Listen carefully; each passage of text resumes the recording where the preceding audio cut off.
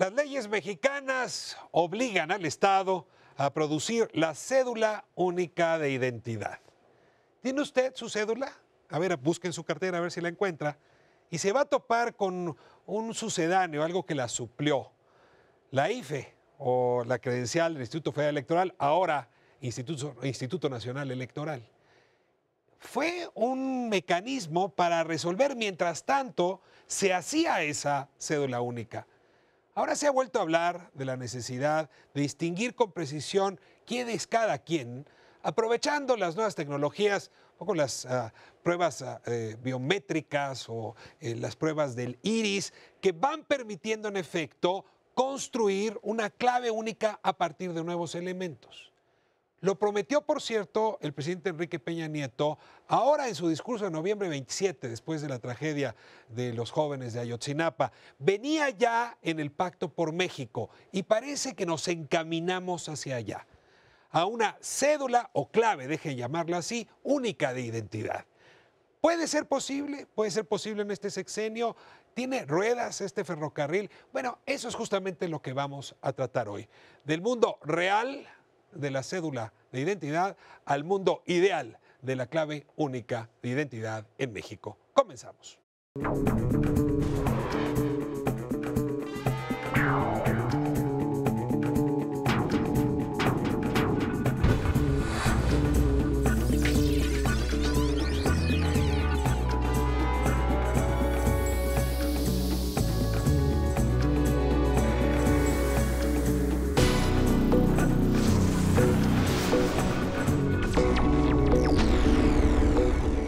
Arrancamos nuestra conversación de hoy sobre este cédula, documento único de identidad, que ha sido una promesa del presidente, y para eso he invitado a personas que desde el activismo, desde la función pública, desde la academia, han venido insistiendo en que sería una buena cosa si se construye bien un documento único de identidad en nuestro país. Les doy la bienvenida y, como es tradición en Espiral, les voy a pedir que se presenten. Tengo el honor, el gusto de tener a María Elena Morera conmigo aquí en Espiral. María Elena, bienvenida.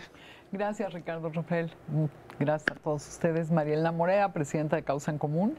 Y mi interés en la clave única de identidad es porque es un derecho que tenemos los ciudadanos y se nos ha ido negando durante décadas. Y creemos que en este momento estamos en la oportunidad de lograrlo.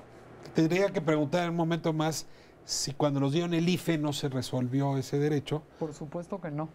Te guardo la pregunta para el rato. Muchas gracias, María Elena, por estar aquí y por estar empujando este tema. Juan Pardinas, qué gusto tiene Espiral de tenerte de vuelta. Ricardo, el gusto es mío de estar aquí contigo y con el público de Espiral. Soy director general del IMCO y creo que una clave de identidad bien ejecutada podría ser una de las reformas más importantes de este sexenio, del mismo tamaño de lo que puede ser una reforma educativa, una reforma energética.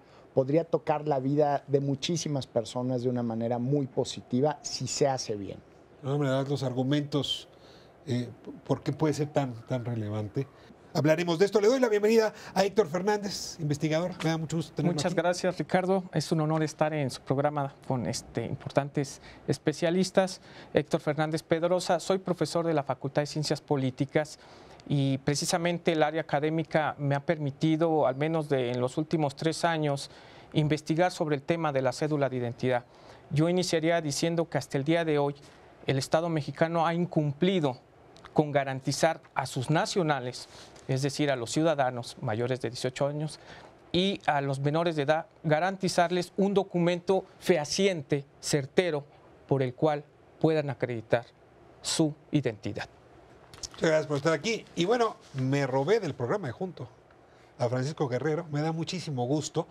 Que conste, Paco, que estabas invitado antes de empezar a Primer Plano.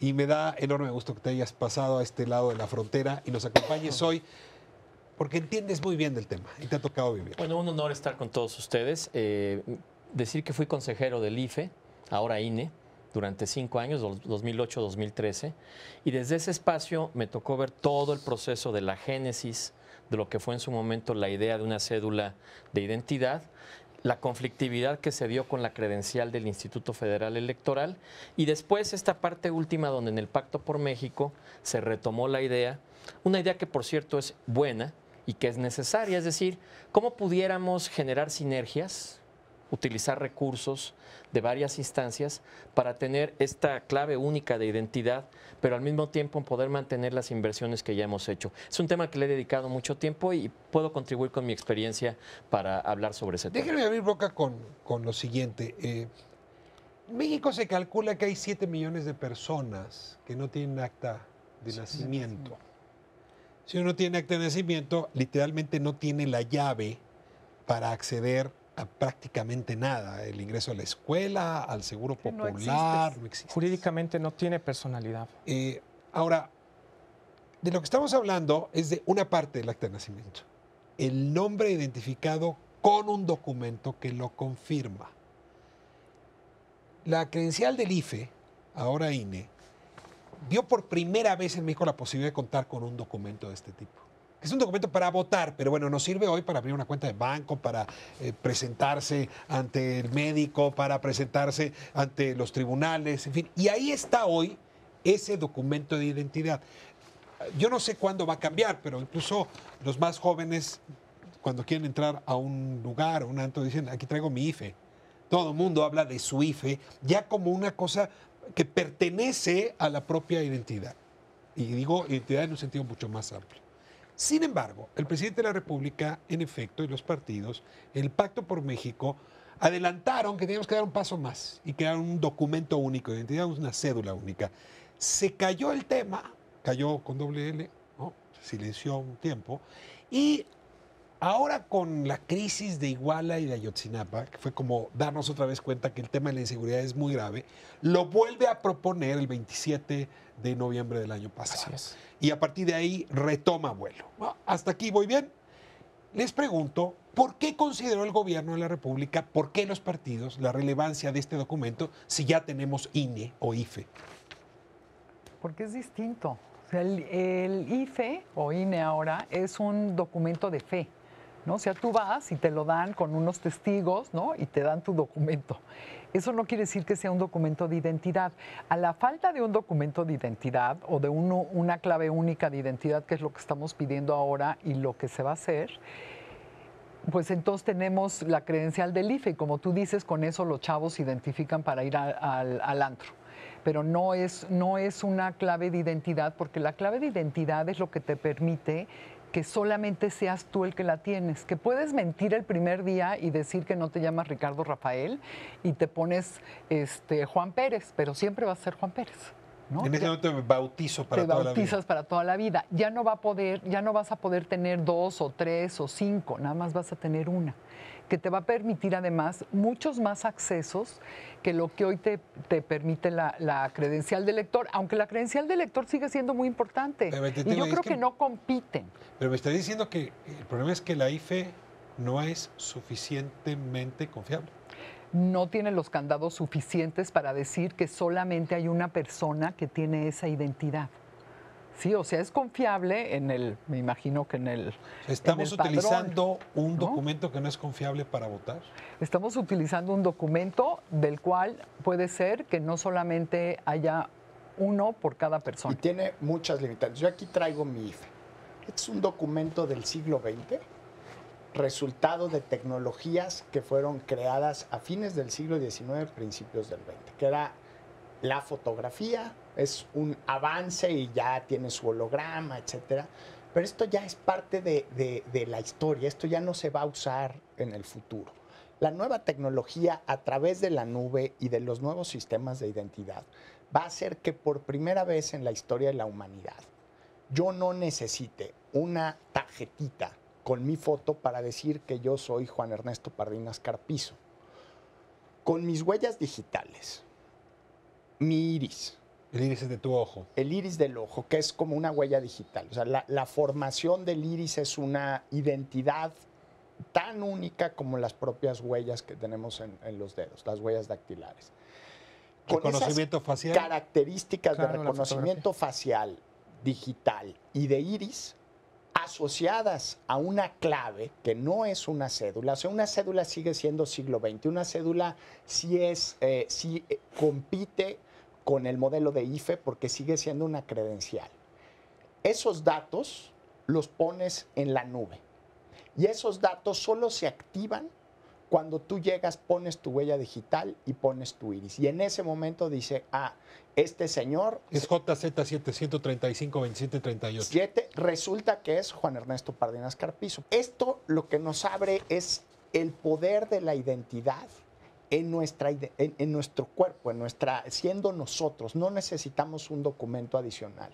No necesitamos, no hay riesgo de duplicidad. Ya para cerrar, les cuento el caso de un amigo.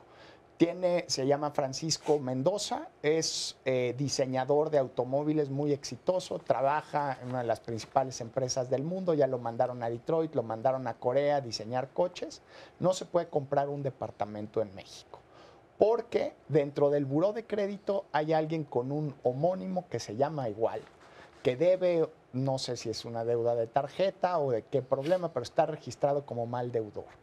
Por tener el problema de homonimia, no puede él identificarse como el bueno, el que sí paga los créditos, y no tiene acceso a una hipoteca a pesar de ser un profesionista sumamente exitoso. Con cédula de identidad eso no pasa. Con clave de identidad. Adelante. El tema de la cédula aparece por primera vez, esto es de larga data, la ley de identificación personal de 1933 ya lo mencionaba, la Ley General de Población del 36, la del 47 y la del 74, que actualmente es vigente, a pesar que ha tenido muy importantes reformas. Tuvo una reforma en el 96 y en 2012 ya se menciona la cédula de identidad como una obligación de la Secretaría de Gobernación. No es un tema nuevo, por cierto, que toma un nuevo impulso a partir del diseño institucional que se da en 1990 con la creación del IFE.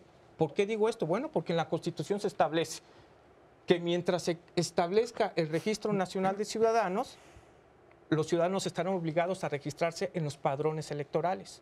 O sea, el IFE es un mientras tanto. Así es. Luego el viene Registro la Federal reforma, de Electores es un mientras tanto. Exactamente. Luego viene la reforma de la Ley General de Población, que es bajar de la Constitución a la cuestión de la ley.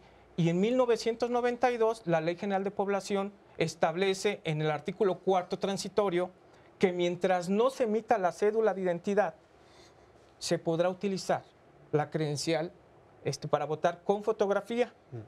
Para ello se tendría que emitir los convenios necesarios entre el IFE, hasta el día de hoy son 76, en más de 20 años. La credencial de elector hasta el día de hoy son actos de buena fe. ¿Por qué digo que son actos de buena fe? Porque el ciudadano va a las oficinas del IFE, presenta su copia certificada de la acta de nacimiento, un documento con fotografía y un comprobante de domicilio. Y le dan inmediatamente, incluso le sacan la fotografía y le entregan. Son actos de buena fe. La cédula de identidad, que es lo más importante, creo que también tenemos que hablar a futuro. ¿Qué se pretende con la cédula de identidad?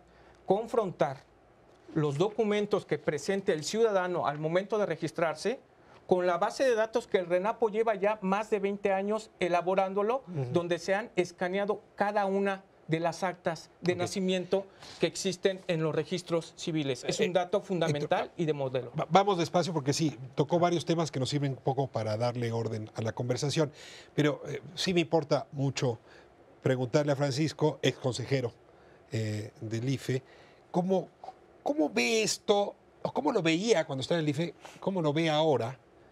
Sobre todo porque si se hace esto, tarde o temprano, la mitad del presupuesto, y yo diría la mitad del poder que hoy tiene el Consejo General del IFE, la va a perder. O sea, ¿por qué es tan grande el presupuesto del INE? ¿Por el dinero que se da a los partidos? Sí. Pero si uno ve en año no electoral el presupuesto de esa institución, la mitad es para el Registro Federal de Electores. Entonces yo puedo entender que los consejeros y las consejeras digan, no. Ay, muere, ¿eh?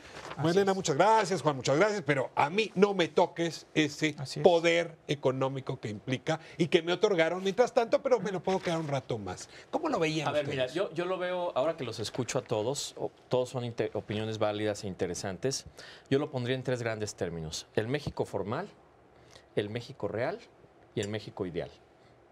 El México formal.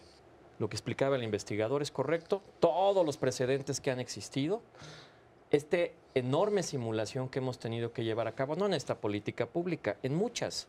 Se le dijo al IFE en su momento, tú hazte cargo, el IFE lo hizo, y les doy cifras, porque es importante hablar de cuánto nos ha costado desde el punto de vista fiscal. El Estado mexicano, Ricardo, ha invertido alrededor de 3,000 millones de dólares en la construcción de esa tarjetita que mostraba 50,000 millones de pesos. Ese dinero se ha usado. Un año íntegro de oportunidades. Se ha de utilizado Prospera. ese dinero para enrolar a los ciudadanos, para darles su fotografía, para poner las huellas dactilares, para hacer todo el procedimiento del mantenimiento del padrón. ¿Por qué? Porque del México formal que hablaba de esta cédula de identidad se quedó en un documento muerto, en una letra muerta. ¿Qué hizo el IFE? El IFE tomó esta situación. Yo acepto lo que tú dices, efectivamente. El 40% del presupuesto del Instituto Nacional Electoral se utiliza para el registro ahora nacional de electores. Esa parte es absolutamente cierta.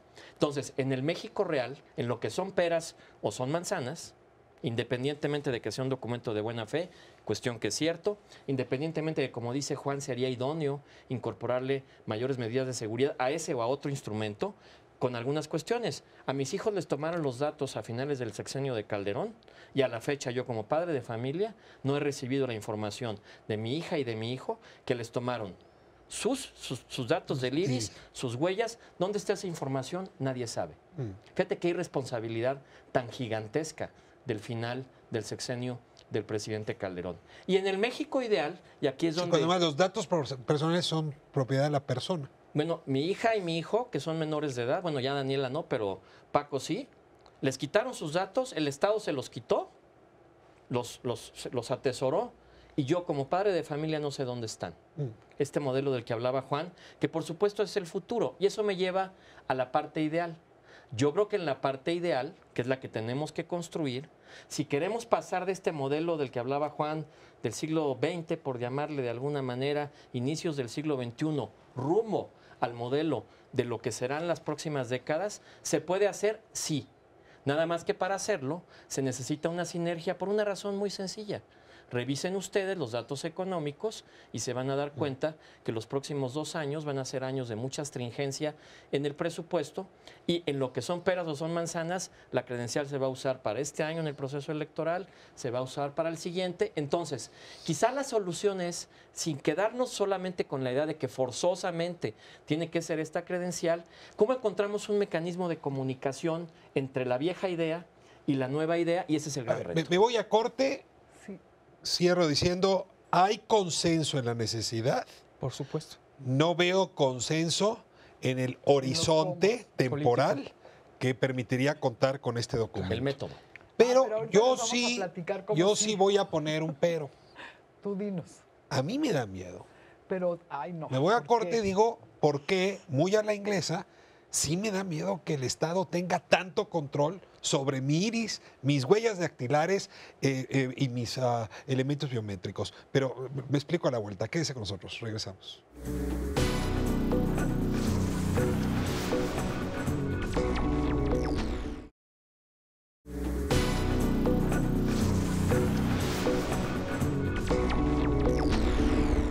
Bueno, estamos de vuelta en Espiral hablando de la clave de identidad única y hemos escuchado ya los argumentos de por qué valdría la pena contar con ese instrumento.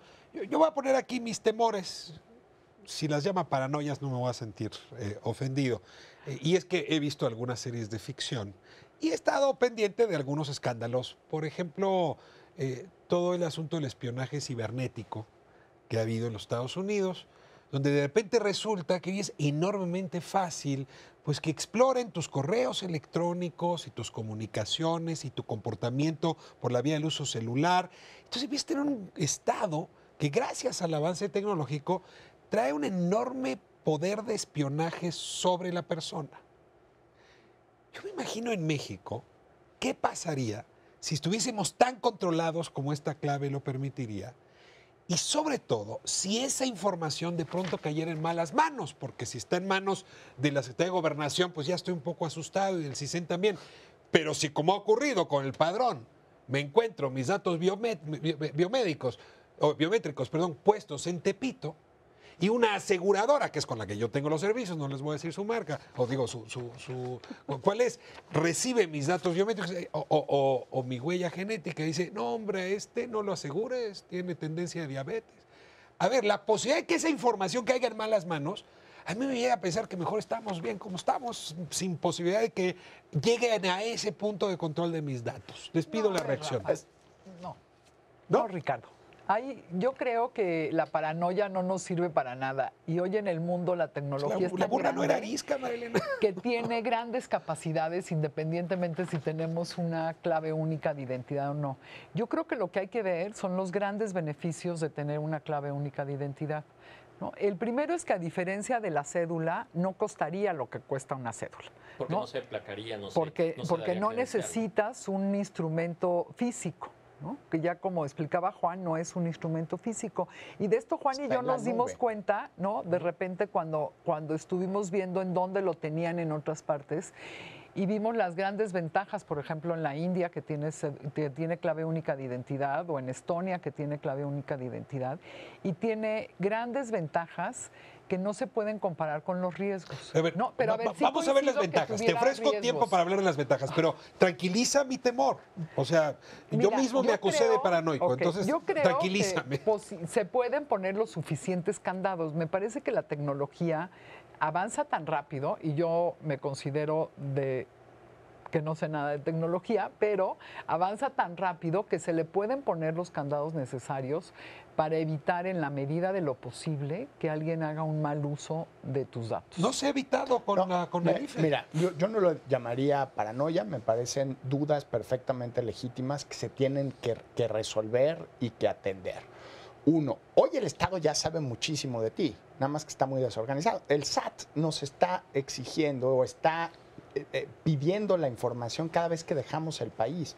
¿Por qué línea aérea viajamos? ¿A qué destino vamos? ¿Qué hace el SAT pidiendo esos datos?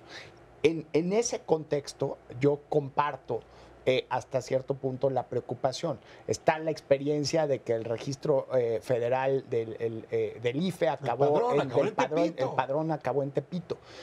Es una lucha de tecnología de ir creando candados. Hace muy pocos meses a varias artistas de cine muy hermosas les hackearon sus iPhones con fotografías íntimas que acabaron en consumo público. Es un reto y el reto se va a ir resolviendo gradualmente. Los nuevos iPhones, el iPhone 6 ya aparece como anuncio, todavía no rompo mi cochinito para comprarme uno, pero ya tiene sistemas de código que lo hacen mucho más difícil de violar, ya sea por una bola de hackers o ya sea por el gobierno de Estados Unidos. Protegen la identidad y protegen la intimidad de los ciudadanos. Ese mismo avance tecnológico que protege a un teléfono puede proteger también a una base de datos. Te lo lanzo así. ¿Cómo me aseguras que mi aseguradora no va a meterse con mis datos genéticos y a partir de eso va a determinar la prima? No puedo poner la mano en el fuego de que eso nunca va a ocurrir. Hay riesgos que son inminentes, pero tu aseguradora probablemente te va a exigir determinada información de salud que igualmente les permitirá inferir los costos y las implicaciones de darte un seguro. Pero te la volteo de esta manera en un tema de salud pública. Una persona con diabetes que está en el Seguro Popular, que quiere migrar al IMSS porque logró obtener un empleo en la economía formal y seamos directos y claros. Si tienes acceso al IMSS vas a tener mucho mejor tratamiento. De hecho, muchas derivaciones de la diabetes no se cubren en el Seguro Popular por costo médico. Si tienes la clave de identidad única, esa transición va a ser mucho más fácil, va a ser mucho más automática. No solo va a ser la transición, sino todos tus expedientes médicos se podrían llegar a mudar en un clic de una institución médica a otra. Por eso me refería en la primera intervención que esto no lo veamos como un avance de la tecnología, es un avance de la construcción de derechos ciudadanos, de utilizar a la tecnología para darle viabilidad a las personas para tener mejor acceso al crédito o, en este caso, el que estamos hablando, mejor acceso a la salud. Los riesgos, Héctor Francisco. Yo quisiera señalar, de hecho, el último informe de la Auditoría Superior de la Federación en torno al ejercicio fiscal de 2013 habla de serias dudas sobre realmente los padrones de los derechohabientes de los programas sociales. Entonces, una vez más, ¿cómo podemos garantizar? Primero, la clave ya la tenemos, el CUR, clave única de registro poblacional. Esa es la CUR por la cual accedemos a todos los servicios, incluso la credencial de elector la tiene a partir del 2008, cuando se establece a través de un convenio y en el nuevo COFIPE. Yo repito, la cédula es un documento certero que el único que lo puede emitir es el Estado. Por supuesto que el Estado debe garantizar que existan los mecanismos certeros para que la información reservada, la información confidencial, que es los datos personales, no vayan a caer en malas manos. La gran mayoría de los países europeos tienen la cédula, Rafael. América Latina también la tiene. Entonces me parece que caer en una discusión si mejor clave, entonces ¿para qué también tenemos la credencial de elector? Si entonces vamos a utilizar una clave. La clave, vamos a decirlo, ya está la CUR. Es un dato muy importante. Cuando el presidente Calderón anuncia en julio del 2009 el lanzamiento de la cédula de identidad, mencionaba que había 84 millones de CURs que a su vez coincidían con las actas de nacimiento registradas en los libros de los registros civiles. Eso, repito, es un dato muy importante que no lo tiene ninguna base de datos. Ninguna base de datos confronta o cruza la información que le proporciona el ciudadano con lo que pretende hacer el Registro Nacional de Población. Me parece que hay que dar también un dato y un voto de confianza de que si lo hacen bien, creo que sería la principal base de datos confiable para Francisco, garantizar. ¿Qué aprendimos del mal uso del padrón como para poder tomar en consideración el mundo real? Mira, yo creo que al final, cuando escucho todos los planteamientos, creo que hay coincidencia en que tenemos un problema que resolver y como que no hemos tenido todavía un consenso absoluto en torno al método. El método es muy importante cuando tú diseñas una política pública porque tienes que buscar, en primer lugar, que haya recursos fiscales para fondear el proyecto. Eso es esencial. Si no hay recursos viables, pues obviamente esto no va a caminar. En el IFE, durante los 25 años de existencia de este IFE-INE que hemos tenido, existieron este tipo de problemas. Como bien decía Juan, es imposible decir que es totalmente infalible un sistema. Aquí, ¿qué pasó? En el caso del IFE, hubo un partido político que utilizó, por ejemplo, ese padrón, fue sancionado por esa circunstancia y hubo, todavía a la fecha, hay asuntos, expedientes abiertos de personas que eventualmente pudieron haber dado esta base de datos. Es muy difícil construir confianza si no hay una institución del Estado que lo garantice. Y aún con instituciones. Y aún así es falible. Pero yo a qué quisiera llegar, tratando de construir soluciones, porque en este... Perdón que te interrumpa aquí. Sí. El registro federal... Nacional de elecciones. De Hoy, electores, registro nacional. Sí. Al ser parte de un órgano autónomo del Estado, nos dio tranquilidad. Sí. De que eso no iba a ser utilizado por otros intereses, sea políticos, ilegales, en fin. ¿Tú sugieres que ese registro se mantenga en el INE, salga del INE, se coloque en gobernación, se construya en otro órgano autónomo? Es que a mí eso me va a dar una tranquilidad distinta. A ver, eso si me dices que lo va a llevar el CISEN o un órgano, la Secretaría de Gobernación o la Subsecretaría encargada de la seguridad, no me da tanta tranquilidad como si lo lleva el INE. Eso que tú señalas es central. ¿Dónde aloques, en qué lugar pongas el funcionamiento de un modelo de este tipo? Que yo pensaría en un modelo comprensivo. Es decir, ¿cómo logras incorporar este número? Yo pienso un poco en la idea del número, ¿no? En el Social Security Number, por decirlo de alguna suerte. Pero el número de seguridad social que se inventó en Estados Unidos en época de Roosevelt era para dar acceso a la salud. Así es. ¿No? Y eso pero generó es central, una simpatía. pero es una piedra angular ahora para el proceso de identidad en los Estados Unidos. Tú das ese número y virtualmente con eso entras a todo. ¿Dónde ponerlo? En un lugar donde exista confianza por parte de los ciudadanos. Hay dos maneras de hacerlo. A mí no me gusta que esté en gobernación, me parece de saque que no es la mejor idea por la larga historia que tenemos de desconfianza en ese tipo de cuestiones y además porque nos tomó mucho tiempo construir este Instituto Nacional Electoral que con sus virtudes y sus defectos ha sido central en la transición. Me llama la atención la idea de que pudiera crearse una suerte de compilación de instituciones que a su vez formaran un solo instituto. Estoy pensando, no sé si un instituto de identidad. Pregunto, no sé. ¿el INEGI es un lugar incómodo? A mí me gusta. A mí no me molestaría que fuera en el INEGI, A mí eventualmente. sería mi ideal. O sea, es un órgano autónomo, maneja datos muy delicados, toda la información fiscal ahora ya la tienen, sí, ya maneja datos muy delicados, Pero el y tema, al mismo tiempo Ricardo, su construcción lo blinda Está bien. frente a la Nada manipulación. más la cosa es esta, ¿dónde vas a alocar el ejercicio de los recursos? Porque ya las experiencias previas, una experiencia positiva que fue la del INE y una experiencia compleja que fue la de los últimos 2 años de gobernación en el sexenio del presidente Calderón, te demuestran que si no tienes una vigilancia específica sobre el uso de los recursos y no tienes experiencia en el enrolamiento, en el otorgamiento de los documentos, entras en una no me voy a pesadilla. extender en esto, pero el registro te lo llevas al INEGI. O sea, el registro no lo vas a desmantelar. El registro ya existe. Tienes que- Se lo quitas al INE para entregárselo al INEGI. Pero, Entonces, Ricardo, De hecho, no habría no es que tan ver sencillo. que se lo tienes que quitar Puedes al trabajarlo Instituto conjuntamente. Nacional de Elecciones. Pueden perfectamente Exactamente. coexistir Eso es lo que creo que la va a pasar. clave de identidad única con Claro. la credencial del Conviven. IFE. En algunos años ¿por ya qué va, quieres los dos? va a ser Esto no obsoleto. es un país rico, no Mire, puede tener dos registros. Ricardo, Perdón, a yo ver, creo que Puedes hacer hay que que se hablen los señalar. sistemas. Volvemos a lo mismo, hay que decirlo, el próximo instituto que podría utilizar toda esta base de datos, incluso fue propuesta ya del PRI en el gobierno anterior, propuso la creación del Instituto Nacional de Identidad. Me parece que sería una opción de acuerdo a tus argumentos de que no ¿Órgano sea autónomo? gobernación, por toda la desconfianza que además gobernación ya no es. Hay que pensar no Ya hacer no más es- burocracia, eso es lo que para Claro. mí es muy importante porque tú no Pero vas a hay que salir. decirlo, la base de datos del IFE no es confiable. Vuelvo a lo mismo, son actos de buena fe. La gente no sabe que hasta el 2005 se podía obtener la credencial de elector con testigos, sin presentar ningún documento. La Suprema Corte Pero eso tiene una razón de ser, ¿eh? La Hay una Suprema razón de ser Corte para emite eso. una tesis allá en 2001 donde dice que el IFE es responsable de que si una persona da datos falsos, como no los corrobora lo que dice al solicitar la credencial, el IFE es partícipe. Y eso tardó el IFE, el Consejo General, 4 años en modificar su estructura. Ahora, porque era un documento de buena fe y es de ahí Así es. radicada Pero su entonces no fuerza. puede ser la Pero a base.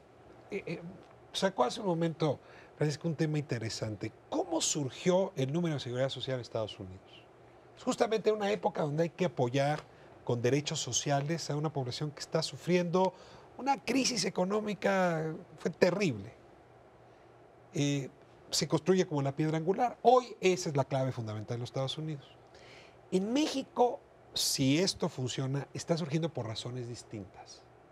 Está surgiendo por razones de seguridad. Exactamente. O sea, Claro. el tema es seguridad. Así es, Es una efectivamente. de las Es dimensiones. Pero, una de a las ver, dimensiones. están haciendo por eso. Si no, no el 27 de noviembre no hubiera estado. Así es. ¿no? Fue parte Totalmente central de del acuerdo. discurso. Y el 5 de enero. Entonces yo quiero ver qué ventajas para la seguridad mía, de mi familia, de mis conciudadanos, puede implicar esta clave. O sea, les pido que nos centremos ahí y hablo de los de seguridad. Luego vienen las demás que sobre todo tienen que ver con estos padrones, con los apoyos, con la seguridad y la Ricardo, salud, con las economía de pensiones. escalas, porque Sí. el tema fiscal es Entonces, central para que dediquemos avance. el bloque siguiente a los beneficios y a ver si al final regresamos a lo de la fusión de los registros o la separación. Pero dejemos hablar ahora de las ventajas. Marilena, me voy a corte y regresamos.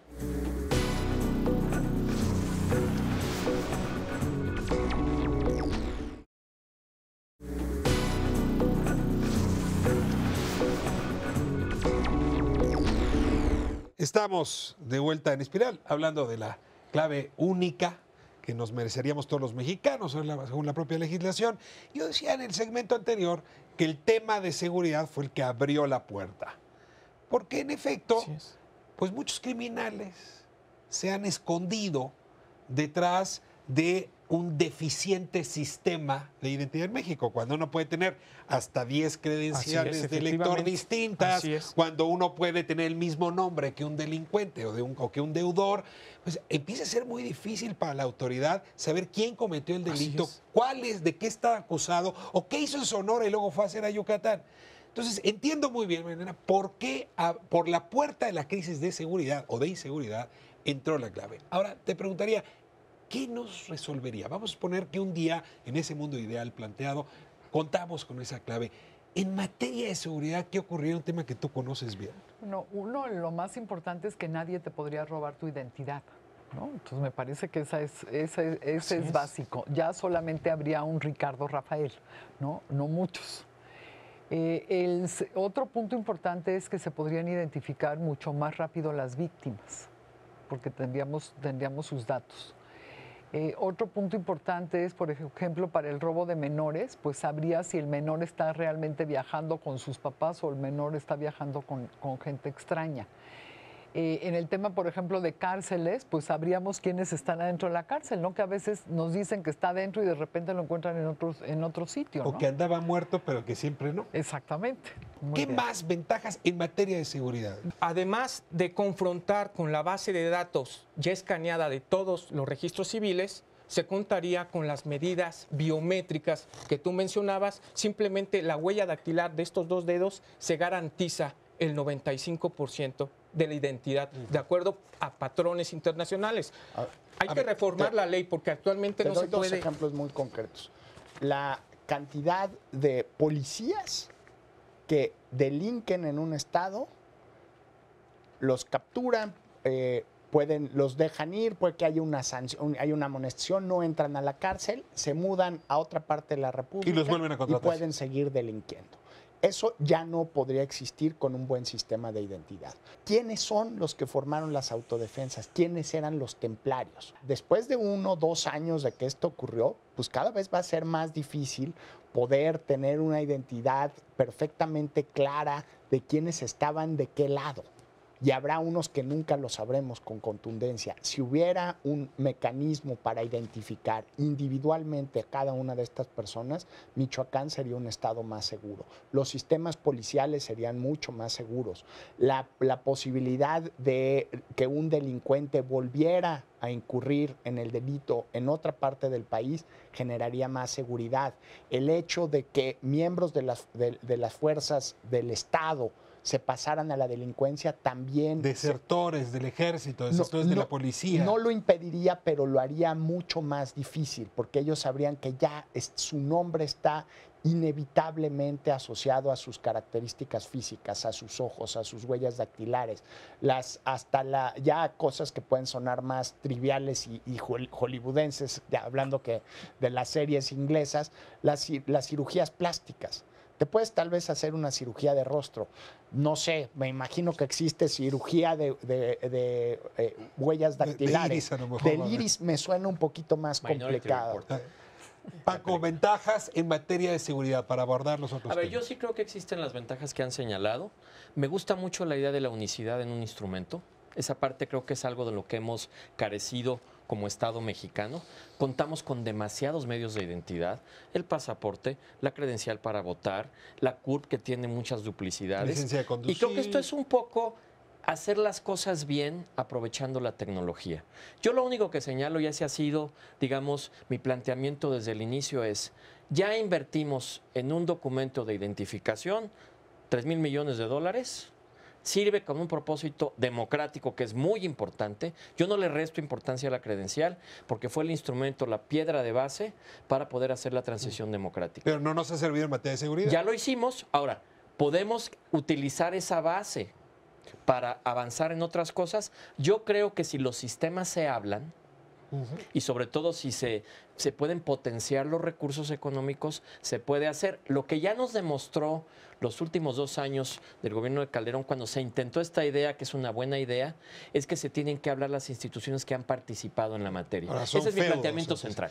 A ver, entro ahora a los demás beneficios. Ya Mariana estaba bordando sobre los padrones de programas como Prospera, adultos sociales, mayores, jornaleros agrícolas, seguro popular. Es decir, que en realidad son padrones muy confusos. Hay gente que está cobrando 2 o 3 apoyos, hay gente que no le cae nada. En efecto, se podría corregirse. A ver, Héctor, te veo. Yo lo que quisiera beneficios señalar, aparte de la seguridad. porque es muy importante lo que dice Francisco.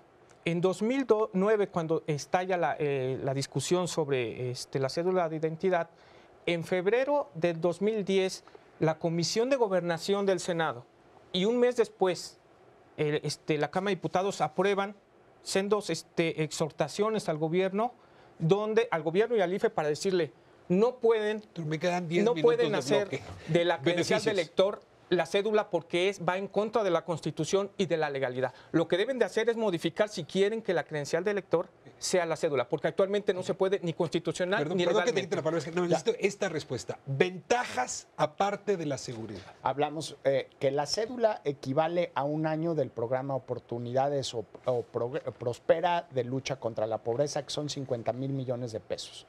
Supongamos que el 2% de los nombres de los beneficiarios de Prospera estén duplicados o sean gentes que por sus condiciones de ingreso no requieran ese beneficio. 2%.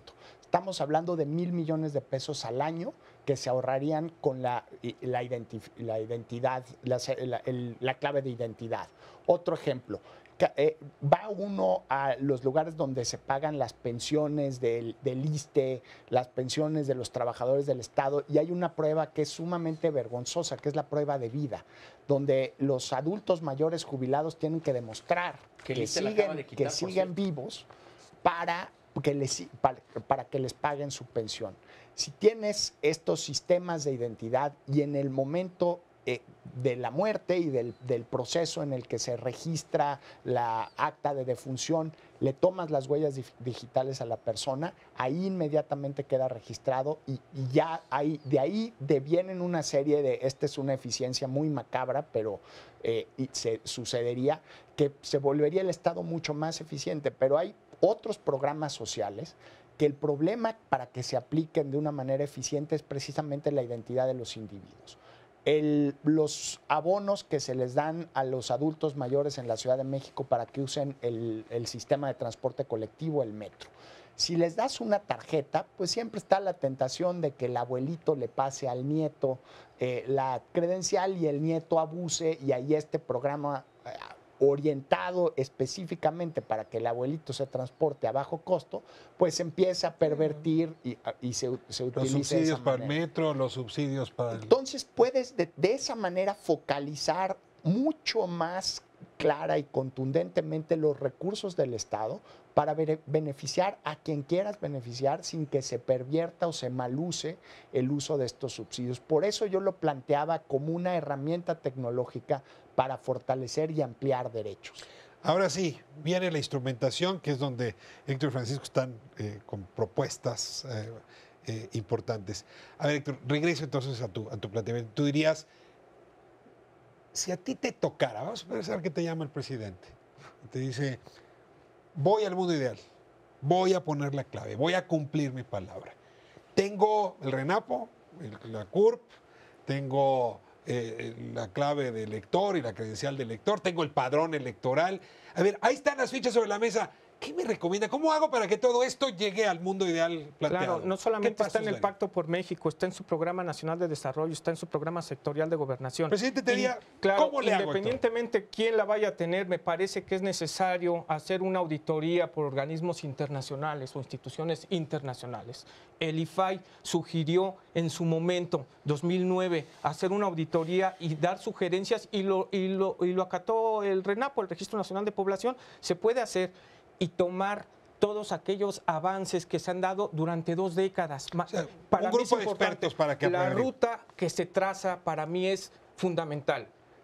Una vez que los ciudadanos presentan su documentación para solicitar la cédula de identidad ciudadana, es decir, para los adultos, y para los menores, los padres, que se confronte la información con una base de datos que ya tiene. ¿Cómo lo harías tú? Te llama el presidente, Un que Peña sistema Nieto Los único, Pinos. yo pensaría en un sistema único donde utilices todos los instrumentos que ya tienes de carácter fiscal, que están fondeados, que están en el presupuesto, que te resuelvan 2 problemas. Primero, el enrolamiento. Vamos a dar por bueno que estos métodos tecnológicos son adecuados, que se puede tomar el iris, que se pueden tomar las huellas, que podemos evitar incluso el uso de plástico. Entonces, primero, enrolamiento, y segundo, la administración de la base de datos. Creo que hay demasiadas instituciones dedicadas de alguna manera a lo mismo, y pienso, El caso del pasaporte, por ejemplo, es esencial para viajar. No todos los mexicanos tienen pasaporte. Pero tú cuentas, alguna vez hicieron el ejercicio, saca tu cartera y ve cuántos documentos tienes para identificarte. Desde tus tarjetas de crédito pasando por tu... No, la del metro, la del Metrobús, exacto. que ahora ya es la misma. Si Por tú cierto, la de encontraras COVID, unicidad a través de un solo sistema, entonces sí, si ya están los partidos políticos, por lo menos los 3 más grandes, que quién sabe si lo sigan siendo después de esta elección, si ya están más o menos de acuerdo, creo que lo que te hace falta es articular un sistema único y sobre todo alocar los recursos del presupuesto en un proceso de transición que yo me imagino, por la experiencia del IFE-INE, yo me imagino que puede ser un proceso que dure entre 10 y 15 años. Juan Parinas es un hombre con gran visión política. Lo es. Somos Y lo buenos amigos. interrumpí violentamente hace un momento, abruptamente, porque él estaba ya encontrando una salida política al asunto. Lo voy a decir feo, Juan. Dejarle el dulcecito al INE para que no delata, ir construyendo el sistema a un lado, y cuando este esté listo, supongo que vas a decir, sustituir el otro. Yo un poco brinqué, ¿por qué vamos a gastar en 2? De plano necesitamos ir por las 2 vías. No, Juan. yo creo que O sea, la mezquindad es tanta. eventualmente no vamos a necesitar ni el... O sea, en un mundo no muy lejano, 2025.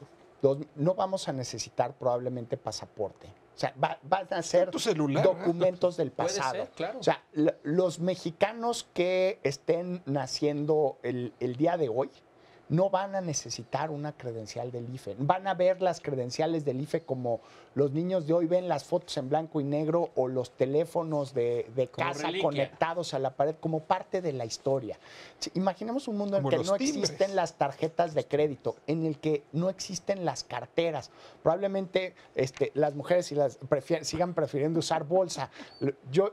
Podemos vivir en un mundo en el que no tenemos que traer todas estas credenciales. En lugar de pagar tu tarjeta de crédito y te traigan un aparatito en el que enchufan la tarjeta. Tu iris, tu con huella tu digital. iris y tu huella digital, y vas a poder cruzar una frontera de un país y entrar Vamos a a tu gastar país más, ¿eh? con esa huella, Eso cuesta mucho dinero. digital. Lo que va a costar son sistemas de seguridad. Pero la tecnología para que ese mundo exista ya está aquí. Lo que no nos hemos adaptado es ni social ni políticamente. ¿Qué debería hacer el gobierno? Es voltear a ver a 2 países, que creo que en un globo terráqueo es difícil encontrar 2 países tan distintos. Uno es eslavo, europeo y tiene 3 millones de personas, que es Estonia, ya lo mencionó María Elena. Otro es asiático, uno de los lugares más complejos y maravillosos del planeta es la India, con 1.300 millones de personas. Ambos ya lo lograron. No se tardaron 10 años. En India están logrando claves de identidad a razón y velocidad de millones de personas al día. Bueno, ahí todo lo hacen en grandote porque son muchísima gente. ¿Qué lograron ahí? ¿Qué hicieron ahí? Encontrar corresponsales, así les llaman, sucursales de identidad. Entonces, tú quieres ir a hacer un trámite bancario, quieres ir a cambiar un cheque, quieres sacar una Como nueva cajero tarjeta. automático. Sí, Chin, ¿sabe qué? Va a haber un trámite antes que va a ser la única vez que lo va a hacer en su vida, que es registrarse en la clave de identidad única.